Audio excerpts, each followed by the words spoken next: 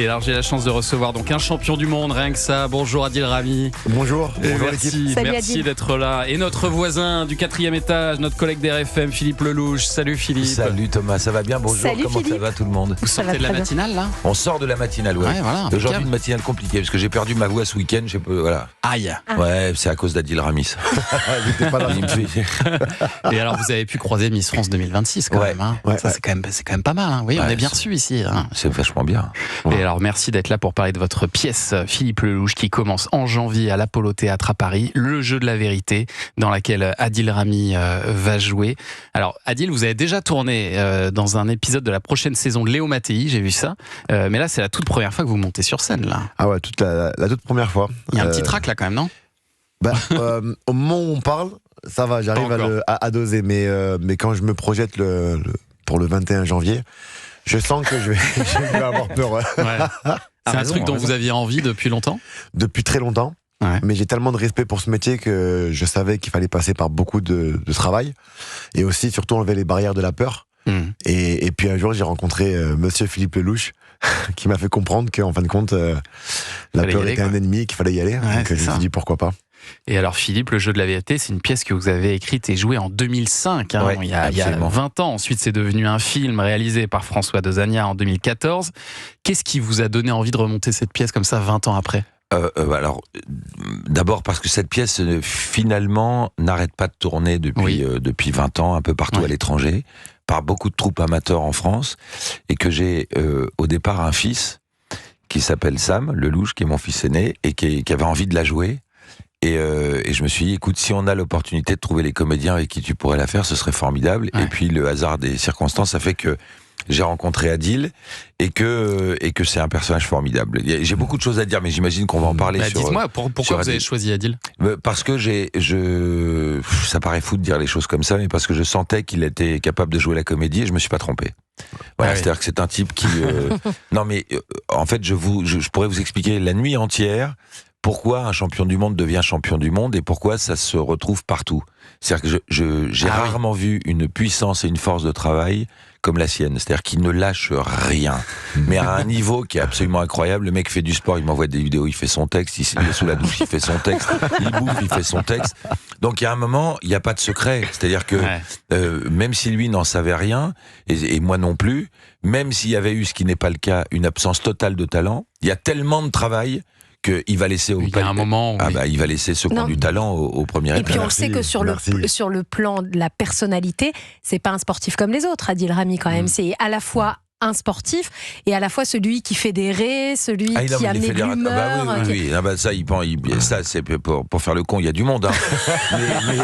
Et ça va bien parce que c'est une pièce qui nécessite ça. C'est une pièce de copains, il faut ça. Mais c'est vrai qu'il a tendance à emmener les autres, donc Sam, Baba Rudy qui est le troisième acteur et Manon vers le haut parce qu'il travaille. Donc voilà, donc ça bosse, ça rigole, il ricane et puis je crois, j'ose espérer que le résultat sera à la hauteur. Oui, parce qu'après il suffit pas de bosser, il suffit pas de connaître son texte, il faut aussi effectivement à connaître le texte, c'est ce qu'il y a de plus simple. Voilà, c'est ça. Après il faut savoir bien le jouer. Ça, c'est un autre truc. Vous avez commencé les répètes là, j'imagine. Sacrément. Dedans, Mais vous allez voir, hein, vous allez être surpris, mais je pense même que les comédiens expérimentés vont être surpris par lui. Arrête, j'ai peur là. La pression, ouais. Moi je pensais qu'apprendre ton texte ça allait être le plus compliqué. Mais maintenant que je le connais presque par cœur, je me rends compte que je suis très très loin du résultat final. Et c'est quoi le plus compliqué alors? Le ton, pour moi. Le ton, les codes du théâtre. D'être juste partout. D'être juste, de bien rebondir au bon moment, voilà, et surtout de pouvoir jouer sans donner l'impression de jouer. Ouais, d'être naturel.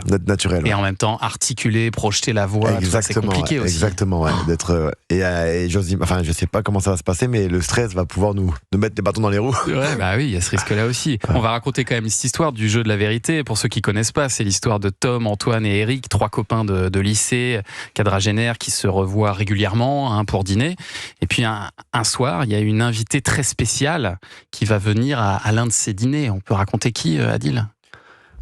C'est-à-dire l'invité spécial. Oui, Manon. C'est Manon qui débarque. La fille dont tous les mecs étaient amoureux au lycée. Exactement, la bombe du lycée. Et elle est toujours aussi belle. Elle est et toujours après, aussi je belle. peux pas en dire plus. Le reste, on dit pas. Non, elle arrive avec une surprise. Voilà. C'est-à-dire qu'il s'attendait pas. Il s'attendait pas à ça. Voilà. D'abord, il spécule. Hein. Il se demande est-ce qu'elle a vieilli, comment elle va être. Alors d'abord, en oubliant qu'eux-mêmes ont vieilli, mais en se disant est-ce qu'elle est toujours aussi belle, c'est le propre des garçons, quoi. Voilà. Et malgré leur situation, puisqu'il y en a au moins 2 qui sont mariés dans le lot, enfin un qui est en divorce, l'autre qui est marié, et ils spéculent encore sur celui qui va obtenir ses suffrages, alors que voilà, comme au lycée, ils retombent, mais ça c'est un truc de garçon, j'ai l'impression, ils retombent immédiatement dans leur rapport d'enfance, presque en disant c'est moi qui vais avoir la cote avec elle, etc. Donc les pronostics vont bon train jusqu'à son arrivée.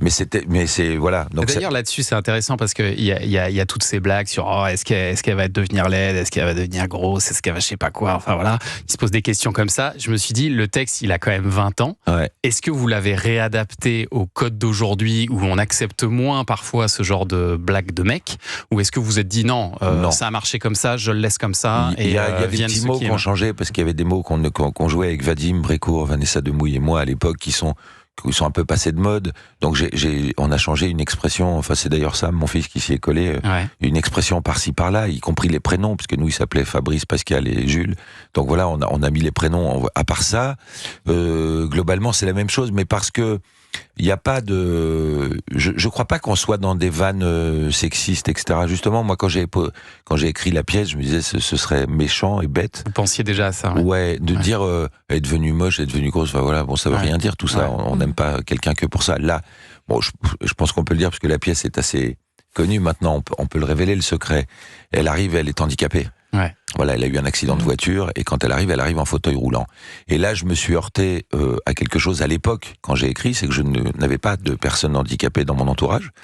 Donc je m'étais promis en écrivant de dire exactement ce qu'on ressent quand on n'est pas handicapé et qu'on voit un handicapé. La peur de la contagion ridicule, la peur de faire des vannes en se disant il va mal le prendre, la peur maladroit. Et je me suis dit on va tout dire franchement. Et à l'époque, j'avais été remercié par les personnes à mobilité réduite, d'ailleurs, qui m'avaient dit merci de traiter ça comme ça. Ouais. Et eux, ça les remet en face de vraies positions dans leur vie. Tout d'un coup, voilà. Cette fille-là, ils ont pas cessé de l'aimer. Ils ont pas cessé de s'aimer tous les 4. Mais ce changement-là, il est de taille. Ça s'appelle Le Jeu de la Vérité. C'est écrit, mis en scène par Philippe Lelouch. Ça commence le 21 janvier. Là, le compteur tourne. Adil, ce sera l'Apollo Théâtre. Allez, restez avec nous. On revient dans un instant sur Europe 1 tout de suite.